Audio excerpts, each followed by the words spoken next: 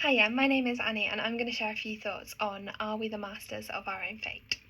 I've come across the idea a lot recently of manifesting. This is the idea that if you believe in your dreams, goals or aspirations enough, then you can make them happen.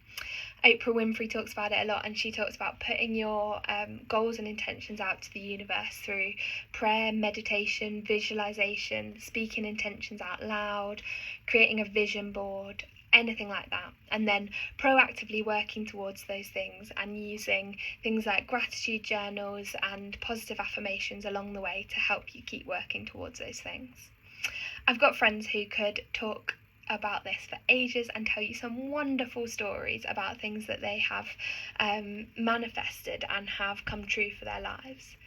For me, there's things that really does appeal about this. I'd probably say I'm an optimist at heart, and I'd agree with elements of it. I think there's real strength in having positive steps that you work towards and being proactive in the things that you want to achieve.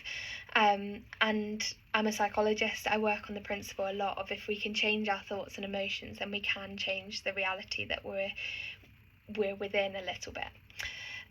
But maybe before you switch off, you'll listen to this and think it sounds like a load of nonsense and that it's really far from your own reality.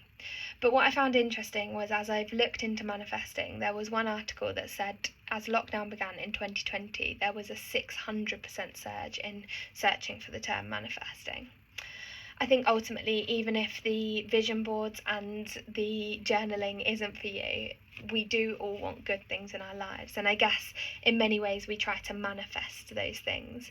We work towards qualifications and passing tests in school, then jobs and promotions and buying a house. We look for fulfillment in relationships and jobs and experiences. And these are all really good things, and there's such strength in working towards and maybe manifesting these things. But I think for me, as I've worked up in my career, as I've progressed in lots of these ways, I also see the emptiness as I've achieved these things. It feels a little bit relentless. There's always another thing to work towards, or there's always a way that I fall short of that and things don't often pan out the way that I think they will. I think there's lots of things that if as a teen I had have manifested my future, there's loads of achievements that have come true and I would be really proud of. I am really proud of. But there's also things that I probably would have manifested for my mid to late 20s that haven't come true yet. And there's days where that feels really hard and a positive affirmation doesn't feel easy to say. And I guess as I've thought about it, there are some parallels between my relationship with Jesus and manifesting, but there's so many ways for me that Jesus comes out undeniably better. Manifesting puts out my wishes to the created universe, but prayer takes my requests straight to my loving creator. Manifesting puts my wishes at the centre, but prayer puts God's will at the centre, the one who ultimately knows what is for my best. Manifesting tells me to think more positively and the perfect vision board can become a reality. But Jesus showed me in his perfect life that suffering and tough times are part of life. But the whole of the Bible so wonderfully shows me that I can bring that messiness and brokenness, my tears and mistakes to Jesus, and he welcomes me with open arms. He doesn't then just sweep those things under the carpet and tell me to switch it around to be a positive affirmation and try again, try a bit harder. But he takes that brokenness and he makes it right. He gives me the Spirit who helps me to muddle through the highs and the lows of life. And he promises a future where perfection can be a reality. Manifesting tells me that I need to work for that future perfect reality.